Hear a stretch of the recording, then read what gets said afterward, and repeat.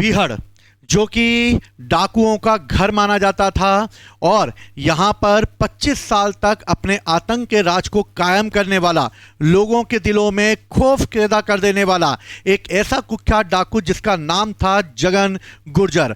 जब इसे अजमेर की हाई सिक्योरिटी जेल में अभी रखा गया तो उसी के बैरक में रहने वाले विष्णु नामक एक दूसरे कैदी ने उसकी तौलिए से गला घोंटकर हत्या कर दी।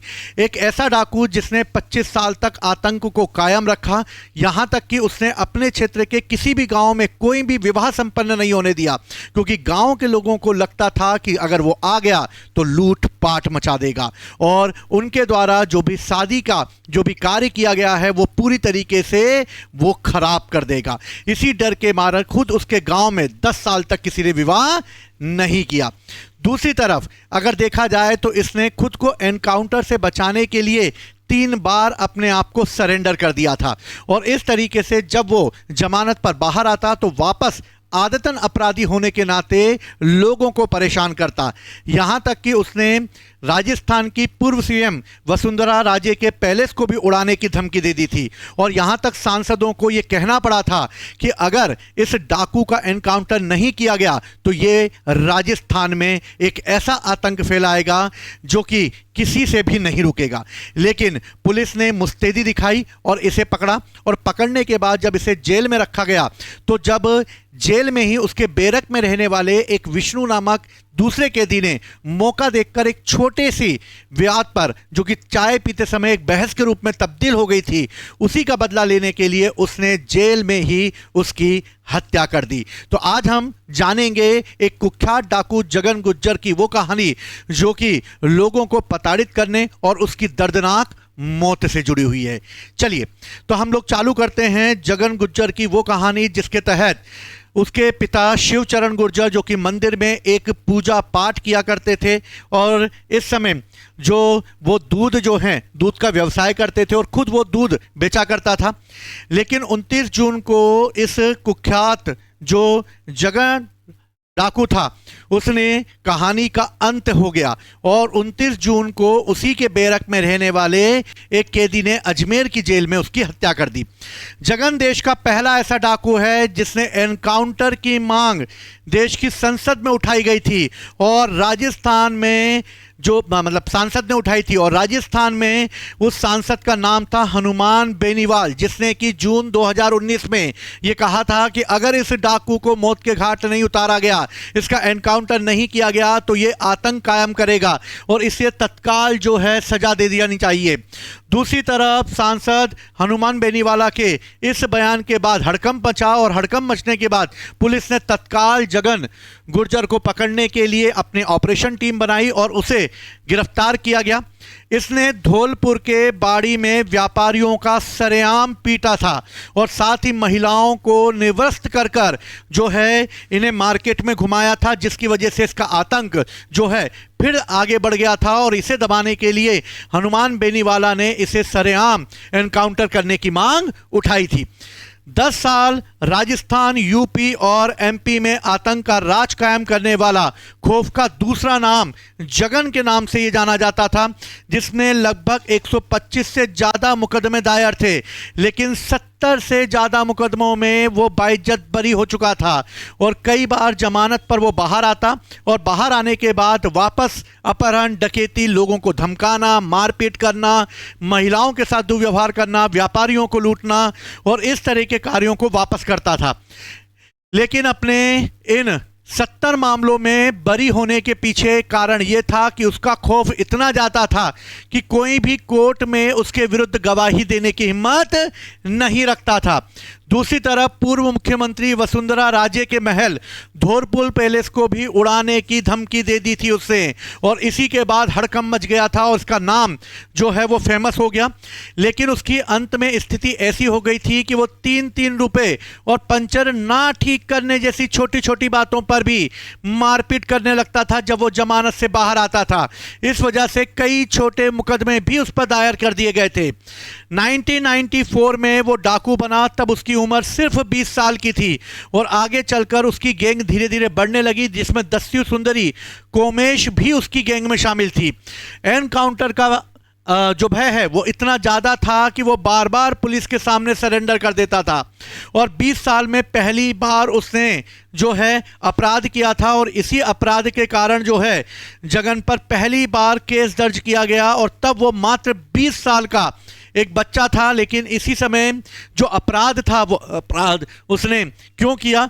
अपने पिता शिवचरण गुर्जर को स्थानीय लोक देवता बाबू महाराज के मंदिर में पूजा पाठ करते समय और दूध का धंधा जब वो कर रहा था, तो उसी समय पिता को मंदिर की कमेटी के सदस्यों के द्वारा प्रसाद बांटने को लेकर एक विवाद हो गया। और ये विवाद इतना ज़्यादा बढ़ गया कि जगन ने कमेटी के मेंबरों की पिटाई कर दी, और पुलिस ने जो है बचने के लिए उसने बीहड़ में अपने आप को छुपा लिया। और इस तरह पहली बार उसने अपराध किया, और उसकी 1994 में पहली बार एफआईआर दर्ज की गई।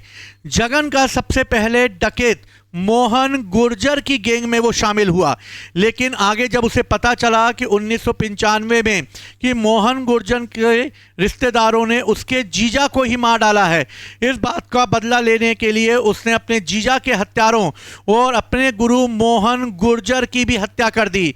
और इस तरीके से मोहन गुर्जर का कभी शागिर्द रहने वाला जगन गुर्जर उसी के स्थान पर आ गया और उसके गैंग का लीडर बन गया।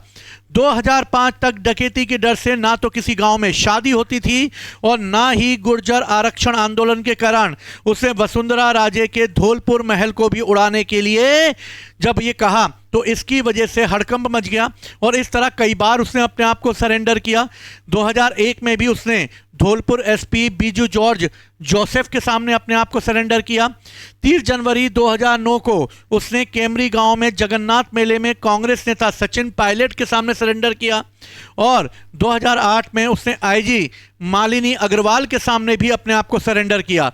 और वर्तमान में करौली पुलिस के सामने भी उसने अपने आप को सरेंडर कर दिया था। और सरेंडर करने के पीछे का मोटिव यही था कि पुलिस कभी भी उसका एनकाउंटर कर सकती थी। दूसरी तरफ पंचर ठीक ना बनने पर भी उसने जो है विवाद खड़ा कर दिया था, और बेटी की शादी में उसने कसम खाई कि वो आज के बाद किसी के साथ कोई दुर्व्यवहार नहीं करेगा। लेकिन 3 बार सरेंडर कर लेने के बाद 2018 में वापस से जब वो जमानत पर छुट पर आया, तो धौलपुर जिले के गांव में 2 महिलाओं के साथ उसने मारपीट की और उन्हें निर्वस्त्र पूरे मोहल्ले में घुमाया। और इसके बाद वापस से उसके साथ जो है दुर्व्यवहार किया गया, यानी महिलाओं के साथ दुर्व्यवहार किया गया। और 22 जनवरी 2022 को कांग्रेस के विधायक गिरजा सिंह मलिंगा के खिलाफ उसने आपत्तिजनक भाषा में वीडियो जारी कर दिया और उन्हें जान से मारने की धमकी दी। तभी पुलिस एक्टिव हुई और उसे सरेंडर करने को कहा, लेकिन पुलिस ने उसको गिरफ्तार कर लिया और हाई सिक्योरिटी जेल में रखा गया। लेकिन तभी 29 जून को एक ऐसी घटना हुई जो कि जगन गुर्जर की मौत का कारण बन गई। भरतपुर के कुलदीप जगीना हत्याकांड के आरोपी विष्णु ने जगन गुर्जर की टावल यानी तौलिया से गला दबाकर मर्डर कर दिया।